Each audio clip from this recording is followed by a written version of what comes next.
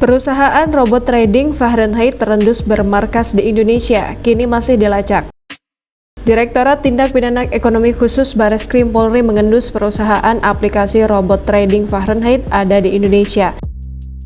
Kini keberadaannya masih dilacak oleh polisi.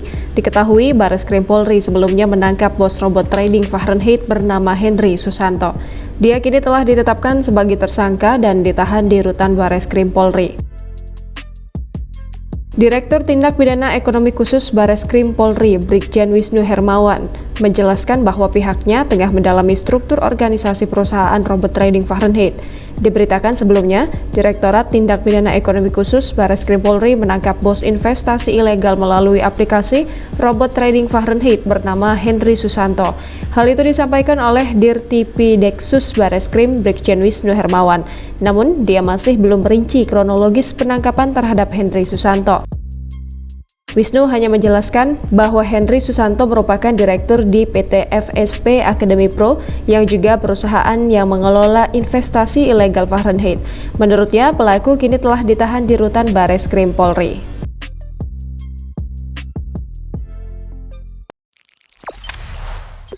Jangan lupa subscribe, share, komen, dan like ya!